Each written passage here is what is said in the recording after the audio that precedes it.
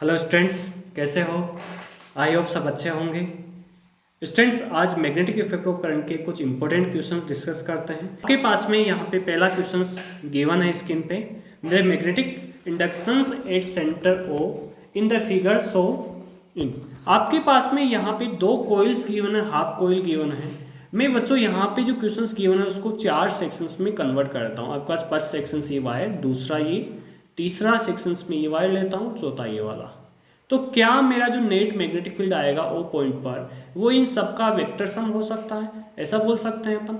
Okay, ठीक है। और आपके पास में यहाँ पे जो B1 और B4 है, B1 और B3 है, क्या ये दोनों वायर आपके पास में पॉइंट के लाइन ऑफ एक्शन पे ही है? ये वायर आपका पहले वाला है, इसके वायर के लाइन ऑफ एक्शन भी पॉइंट ओ लाई कर रहा है। ऐसे ही आपके पास में थर्ड पॉइंट के लाइन ऑफ एक्शन पे पॉइंट लाई कर रहा है। तो B1 और B3 की वजह से मैग्नेटिक फील्ड 0 आ जाएगा। B2 आपके पास में हाफ सेक्शन ऑफ कॉइल की वजह से है, जिसका रेडियस आपके पास में R2 है। तो आपके पास मैग्नेटिक फील्ड कितना आएगा सेंटर पे हाफ कॉइल की वजह से? μ0I/4R। यहाँ पे R2 ले लेंगे रेडियस, और आपके पास B4 कितना हो जाएगा? B4 μ0I/4R1 हो जाएगा। डायरेक्शंस की बात करते हैं, राइट हैंड आप रूल यूज कीजिएगा। तो B2 आपका आउटवर्ड डायरेक्शन में आ रहा है, जबकि B4 आपके पास में इनवर्ड डायरेक्शंस में आ रहा है। आपके पास में B2 है, B2 का डायरेक्शंस आउटसाइड है, जबकि इसका इनसाइड है। आ गया होगा समझ में? तो देख बच्चे, आपके पास नेट मैग्नेटिक फील्ड आएगा, वो कैसे आएगा? आपके पास यहाँ पे मैं इजीली आइडेंटिफाई कर सकता हूँ कि B4 का वैल्यू B1 से सॉरी हाँ B2 से ज़्यादा होगा। ठीक है, तो यहाँ पे B4 माइनस B2 लिख सकते हैं, और नेट मैग्नेटिक फील्ड का डायरेक्शन B4 की डायरेक्शन यानी क्रॉस डायरेक्शंस में आ जाएगा। और B4 का वैल्यू आपके पास गिवन है μ0I/4R1 माइनस B2 आपके पास μ0I/4R2, और डायरेक्शंस आपके पास में आउटवर्ड डायरेक्शंस में हो जाएगी, सॉरी इनसाइड डायरेक्शंस में। Got it. और कॉमन ले लीजिए यहाँ पे μ0I/4, तो आपके पास में बच जाएगा 1/R1 माइनस 1/R2। ओके, तो देखो आपके पास में A4 Anarkali is correct answer. Good it. Next question पे चलिएगा। तो इस क्वेश्चन को भी करने के लिए अपन वही चार सेक्शंस कन्वर्ट करेंगे। मैं फर्स्ट सेक्शन इसको ले रहा हूँ, सेकंड इसको कन्वर्ट कर रहा हूँ, थर्ड वाला ये वायर है, और फोर्थ सेक्शन ये कोयल है। तो आपके पास सेम प्रोसेस रहेगा कि आपके पास में BO कितना हो जाएगा, इन सब का मैग्नेटिक फील्ड के वेक्टर सम के बराबर हो जाएगा। तो B4 vector sum. Got it. और यहाँ पे इजीली जैसे लास्ट क्वेश्चन बताया था, B1 और B3 को क्या मैं 0 कर सकता हूँ, और B2 आपके पास में एक अपर कोयल, इसका रेडियस R1 है, तो हाफ कोयल की वजह से μ0I/4R1 magnetic field at centre आ जाएगा। और डायरेक्शन की बात करता हूँ, तो डायरेक्शन क्या इनसाइड आ जाएगा? हाँ, आपके पास में B2 आपके पास इनसाइड डायरेक्शंस में आ जाएगा। और जबकि जो B4 है, मैग्नीट्यूड आएगा μ0I/4R2, और डायरेक्शन उसकी हो जाएगी आपके पास में सेम, आपके पास ये भी आपके इनसाइड डायरेक्शंस में रहेगा। Got it. दोनों सेम डायरेक्शंस में आपके पास में है। और नेट मैग्नेटिक फील्ड आप बोल सकते हो कि सर दोनों का वेक्टर सम या दोनों का सिम आपका एल्जेब्रिक सम, क्योंकि दोनों सेम ही डायरेक्शंस में B2 प्लस B4। तो देखिएगा μ0I/4, क्या मैं डायरेक्टली इसको ऐसा लिख सकता हूँ 1/R1 और 1/R2। यहाँ पे ऑप्शन में ऐसा कोई आंसर नहीं गिवन है, इसका एलसीएम ले लीजिएगा, आपका आंसर मैच कर जाएगा। After taking LCM R1 R2 आपका ऊपर आएगा R1 प्लस R2। तो देखिएगा आपके पास में फर्स्ट ऑप्शन मैच कर रहा है, नहीं, आपके पास में C option, C4 Champa is correct answer. μ0I/4 R1 R2/R1 R2। Okay, question number third.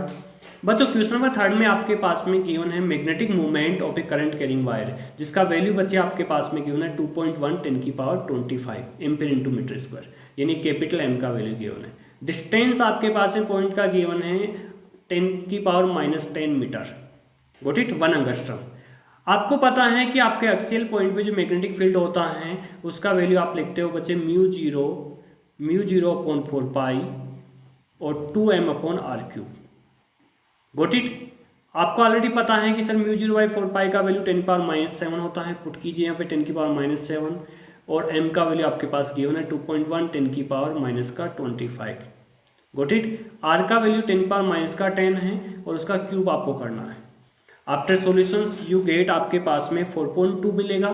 4.2 21 2 जा 42, तो 4.2 हो जाएगा, और 10 की पावर माइनस का 32, और 10 की पावर माइनस 30 नीचे आएगा तो ऊपर आएगा तो प्लस का 30 बन जाएगा। इसको आप लिख सकते हो 4.2 10 की पावर माइनस का 2 वेबर पर मीटर स्क्वायर। Got it. कौन सा ऑप्शन मैच कर रहा है आपके पास में? आपके पास में A4 Anarkali is correct answer. Current दोनों में अलग अलग है, उन दोनों करंट का रेशियो ही फाइंड करना, I1 रेशियो I2।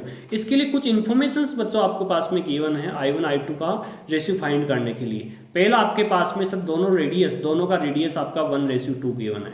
ओके, और आपके पास में मैग्नेटिक जो फील्ड है उसका रेशियो आपके पास में गिवन है 1:3। मैग्नेटिक फील्ड होता है due to current carrying coil इसके सेंटर पे, तो μ0I/2R आप इसे बोल सकते हो। सही, हाँ। और यहाँ से यदि मान लो मैं I का वैल्यू फाइंड करता हूँ तो I का वैल्यू मैं ऐसा लिख सकता हूँ 2BR/μ0। और दोनों कॉइल के लिए मैं I1 और I2 का रेशियो लेता हूँ तो क्या मैं ऐसा बोल सकता हूँ 2B1R1/μ0, और सेकेंड वाले के लिए 2B2R2/μ0। जो कैंसिल हो रहा कैंसिल कीजिएगा, तो क्या आपके पास में B1R1/B2R2 मिल गया। ऑलरेडी आपके पास में बच्चों B1/B2 का वैल्यू 1/3 गिवन है, R1/R2 का वैल्यू 1/2 गिवन है, तो कितना आंसर आ गया 1/6। तो आपके पास में A4 Anarkali is correct answer. Okay, next question देखिएगा। अगले क्वेश्चन में बच्चों आपके पास में स्क्वायर लूप गिवन है, और यहाँ पे P पॉइंट से करंट एंटर कर रहा है, S से आउट हो रहा है। ओके, आपके 4 स्टेटमेंट गिवन है, इन चारों में से कौन सा करेक्ट होगा आपको आइडेंटिफाई करना है। आपके पास में सेंटर के बारे में बोल रहा है, सेंटर के मैक्सिमम होगा या सेंटर पे 0 होएगा, या 0 और ऑल पॉइंट्स इनसाइड इसके लूप के अंदर सारे पॉइंट्स में मैग्नेटिक फील्ड 0 रहेगा, या आउटसाइड वाले पे 0 रहेगा। ओके, तो सबसे पहले हम सेंटर की बात करते हैं। सेंटर पे आपके पास में देखो यहाँ से करंट ऐसे एंटर कर रहा है पूरे लूप में, तो इन दोनों वायर की वजह से मैं सेंटर पे मैग्नेटिक फील्ड फाइंड करता हूँ। तो बच्चों दोनों में करंट का वैल्यू आपके पास में सेम है, और इस सेंटर पॉइंट से दोनों का डिस्टेंस भी क्या आएगा बच्चे, सेम आएगा, RR डिस्टेंस कंसिडर कर लीजिएगा। तो क्या मैं बोल सकता हूँ मैग्नेटिक फील्ड का जो मैग्नीट्यूड आएगा वो सेम रहेगा आपके पास में दोनों वायर की वजह से सेंटर पॉइंट पर, और डायरेक्शंस अपोजिट रहेगी। तो क्या एक दूसरे का मैग्नेटिक फील्ड को कैंसिल कर देंगे, ऐसा ही QR और आपका PS है वो भी एक दूसरे को क्या कर देंगे, कैंसिलेशंस कर देंगे। तो नेट मैग्नेटिक फील्ड आपका सेंटर पे बच्चों क्या हो जाएगा, 0 हो जाएगा। ओके, गोटे देखिएगा यहाँ नेक्स्ट क्वेश्चंस में आपके पास वायर है, उसको बेंड किया गया है आपके पास में। तो देखो ये वायर यहाँ से ऐसे करंट इसमें है, और फिर इसको कोइल के फॉर्म में बेंड कर दिया, और वापस से इसको स्ट्रेट कर दिया यहाँ से। आपको C पॉइंट में मैग्नेटिक फील्ड के बारे में बात करनी है यहाँ पर, तो क्या इसको 3 सेक्शन में कन्वर्ट कर लिया जाए, और यहाँ पे B1 और B3 की वजह से 0 आएगा, तो डायरेक्शंस का कोई मीनिंग नहीं है। B2 की वजह से यहाँ पे जो डायरेक्शंस आएगी वो फाइंड कर लीजिएगा। तो देखो आपके पास में सेकंड जो कोइल गिवन है, कोइल की वजह से जो मैग्नेटिक फील्ड आएगा बच्चों वो कैसा है, इनसाइड डायरेक्शंस में आ रहा है। ओके, इस प्लेन के परपेंडिकुलर रहेगा और इनसाइड रहेगा। तो देखिए कौन सा ऑप्शन मैच कर रहा है आपके पास में, B for Basanti is correct answer. Plane perpendicular to plane of the paper, और डायरेक्शंस कैसा रहेगा आपके पास में, इनसाइड डायरेक्शंस में रहेगा। ठीक है, ऐसे आपके पास नेक्स्ट क्वेश्चन है क्वेश्चन नंबर 7। बच्चों क्वेश्चन नंबर 7 में आपके पास सेम एक वायर था, उसको बेंड किया गया इस तरह से, एक कोइल बनाई गई है और बाद में एक वायर बना दिया है ऐसे।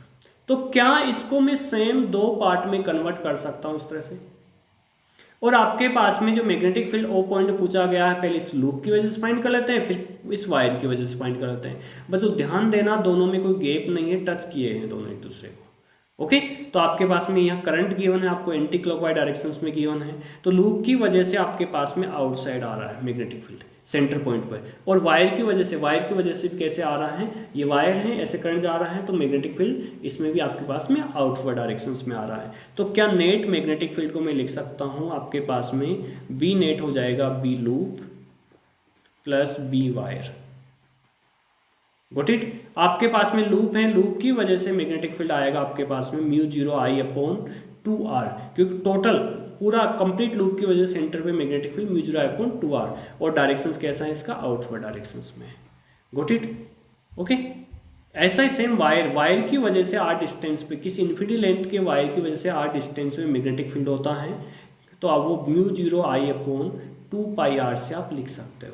Got it. तो कितना आ जाएगा μ0I/2πr, ये भी आपके पास आउटवर्ड डायरेक्शंस में है। यहाँ से कॉमन ले लीजिए आपका म्यू जीरो आई अपॉन, मैं बच्चों 2 पाई आर कॉमन ले लेता हूँ क्योंकि यहाँ पे आपके पास में ऑप्शन में 2 पाई आर कॉमन लिया हुआ है, तो यहाँ पे आपके पास पाई बच जाएगा, यहाँ पे 1 बच जाएगा और आउटवर्ड डायरेक्शंस में आंसर मिल जाएगा आपको। तो देखो कौन सा ऑप्शन मैच कर रहा है, C4 Champa is correct answer. Okay, got it. अच्छा नेक्स्ट क्वेश्चन देखिएगा, नेक्स्ट बहुत इंटरेस्टिंग क्वेश्चन है आपके पास में, और यहाँ आपके दो पार्टिकल्स हैं जिनका मास Ma और Mb है, रेस्पेक्टिवली गिवन है, दोनों चार्ज आप सेम चार्ज पार्टिकल्स हैं और मूविंग इन ए प्लेन, ठीक है। और ध्यान देना यहाँ मैग्नेटिक फील्ड भी क्या है, यूनिफॉर्म है आपके पास में, और दोनों का स्पीड आपके पास डिफाइन किया गया है Va and Vb respectively. Okay, इनकी ट्रेजेक्ट्री आपके पास में यहाँ शो किए गिवन, तो मैं यहाँ पे इसका रेडियस है मैं Rb कंसिडर कर लेता हूँ और फर्स्ट वाले का रेडियस Ra कंसिडर कर लेता हूँ। डायग्राम से साफ साफ पता लग रहा है ट्रेजेक्ट्री से कि सर Ra का वैल्यू Rb से ज़्यादा होगा। Got it. आपका 4 स्टेटमेंट यहाँ गिवन है, इनमें से कौन सा करेक्ट आएगा? तो क्या सबसे पहले मैं ट्रेजेक्ट्री का रेडियस फाइंड करता हूँ, जो लॉरेंस फोर्स से आप फाइंड कर सकते हो। तो R का वैल्यू आपके पास में कितना मिल जाएगा, mv/qb मिल जाएगा। यहाँ पे आपको बोला गया है चार्ज सेम है, मैग्नेटिक फील्ड यूनिफॉर्म है, तो क्या बोल सकता हूँ, रेडियस आपका mv के डायरेक्टली प्रोपोर्शनल रहेगा। Got it. तो यहाँ पे पहले पाथ के लिए Ra को मैं ऐसा लिख सकता हूँ कि आपका Ra Ma Va के डायरेक्टली प्रोपोर्शनल, और जबकि आपके पास में Rb आएगा, Rb आपके पास में Mb Vb के डायरेक्टली प्रोपोर्शनल। यहाँ से साफ साफ पता लग रहा है कि Ra का वैल्यू ज़्यादा है Rb से, तो इसका मीनिंग Ma Va का वैल्यू भी ज़्यादा होना चाहिए, किससे, Ma Va is greater than Mb Vb। Got it. देखो ऑप्शन में कौन सा ऑप्शन मैच कर रहा है आपके पास में, B for Basant is correct answer. Okay, next question focus कीजिएगा बच्चों। नेक्स्ट क्वेश्चन बहुत इजी क्वेश्चन है, एग्जाम में पूछा गया है, कंसेप्चुअल क्वेश्चन हैं, ठीक है। आप इसकी पोज रखिएगा और सोचो, एक मिनट के लिए आप टाइम ले सकते हो, डोंट वरी।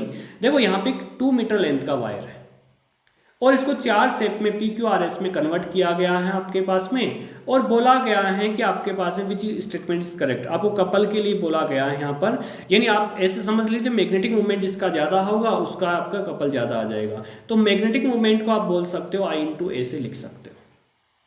आए समझ में? अब सर करंट तो दोनों सब में सेम करंट पास कर रहा है आपके पास में, ऑलरेडी बोला गया same current is passing in each loop. तो जिसका सर एरिया ज़्यादा होगा उसका मैग्नेटिक मूवमेंट ज़्यादा हो जाएगा। एरिया कौन शेप का ज़्यादा होगा यहाँ पर, तो आपको अच्छी तरह से पता है कि ये आपके पास सर्कल है, सर्कल का एरिया, इन चारों शेप में सर्कल का एरिया मैक्सिमम आपके पास रहेगा, एरिया मैक्सिमम सर्कल का आएगा। Got it. तो सर्कल का लिए मैग्नेटिक मोमेंट या आप बोल सकते हो कपल इसका ज्यादा हो जाएगा, तो D option is your correct answer. S का आपके पास में हाईएस्ट आपका कपल रहेगा। ओके, देखो नेक्स्ट क्वेश्चन बहुत अच्छा क्वेश्चन है, इंटरेस्टिंग क्वेश्चन है बच्चे। यहाँ पे इस कोयल पे आपको नेट फोर्स फाइंड करना है due to current carrying wire. सही है, कोयल का और वायर के बीच का डिस्टेंस 2 सेंटीमीटर गिवन है। कोयल में 1 एम्पीयर करंट पास कर रहा है, वायर में 2 एम्पीयर करंट पास कर रहा है। आ गया समझ में? तो एक काम यहाँ से देखिएगा, यदि नेमिंग इसे करते हैं ABCD, तो अच्छे तरह से आप बता सकते हो कि सर आपके पास में जो BC आएगा, फोर्स BC की वजह से और AD की वजह से आएगा, क्या वो 0 हो जाएगा आपके पास में? Got it. और आपके पास में जो AB और CD है वो आपको नेट फोर्स दे देगा, तो F नेट आपको क्या मिलेगा सर, FAB प्लस FCD दोनों का वेक्टर सम मिल जाएगा।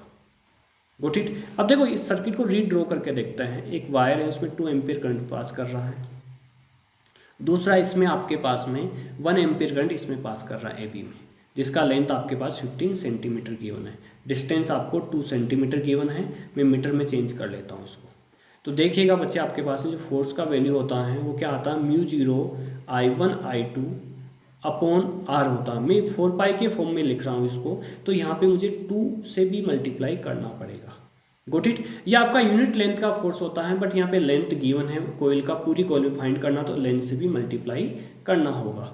ओके, यदि मैं FAB की बात करता हूँ तो आपके पास सेम डायरेक्शन में करंट दोनों में, तो बच्चे एक दूसरे को क्या करेंगे, अट्रैक्ट करेंगे। तो FAB आपके पास में वायर की तरफ रहेगा। Got it. तो FAB का वैल्यू फाइंड कीजिएगा। FAB कितना आ जाएगा, μ0 4 पाई 10 की पावर -7 रहेगा, इंटू 2 I1 का वैल्यू 2 आपके पास में, I2 1 है, और L आपके पास 15 सेंटीमीटर है, 10 की पावर -2। Got it. और R का जो वैल्यू है, R आपके पास क्या, 2 सेंटीमीटर, 10 की पावर 2 × 10 की पावर -2। Got it. जैसे आप सोल्व करोगे आफ्टर सॉल्यूशंस यू गेट, आपके पास में वैल्यू मिल जाएगा 3 × 10 की power -6 newton. Got it. Same अपन बात करते हैं CD वाले के लिए। तो देखो यहाँ इस वायर में 2 एम्पीयर करंट है, CD में आपके पास में डाउनवर्ड डायरेक्शन में 1 एम्पीयर करंट है। डिस्टेंस दोनों के बीच का आपके पास में 2 सेंटीमीटर ये है, 10 ये है, तो 12 सेंटीमीटर आपके पास में हो जाएगा। तो मीटर में 12 10⁻⁻2 मीटर आ जाएगा। अपोजिट डायरेक्शन में है तो एक दूसरे को रिपेल करेंगे तो CD फोर्स बाहर की ओर लगेगा। तो FCD का वैल्यू कितना आ जाएगा, μ0/4π 10⁻⁷ रिप्लेस कर देता हूँ मैं, और 2I1 आपके पास में 2 है, I2 1 है, लेंथ सेम आपका 15 सेंटीमीटर है, और डिस्टेंस आपके पास में 12 सेंटीमीटर है। ओके, मीटर में आप कन्वर्ट कर दीजिएगा, और जैसे सोल्व करोगे after solution you get 0.5 10⁻⁻6 Newton. Got it. अब देखो यहाँ सर जो FAB है, FAB का डायरेक्शन ऐसे है, जो FCD का डायरेक्शन ऐसे है। FAB का वैल्यू FCD से ज़्यादा है, इसका मीनिंग नेट फोर्स FAB की डायरेक्शन में रहेगा, और दोनों का डिफरेंस आपके पास में 3 आपके पास FAB है, और FCD का जो वैल्यू है वो कितना है 0.5 आपके पास में FCD का वैल्यू है। तो डिफरेंस कितना आ जाएगा आपके पास में 2.5 10⁻⁻6 न्यूटन। Got it. आपके पास में दोनों कोयल पे जो नेट फोर्स आएगा आपके पास में 2.5 10⁻⁻6 न्यूटन आ जाएगा, और डायरेक्शन किधर रहेगा इसमें FAB की तरफ रहेगा, यानी इस वायर की तरफ कोयल अट्रैक्ट होगा। ओके, ठीक है, थैंक यू, नेक्स्ट क्लास में मिलता है।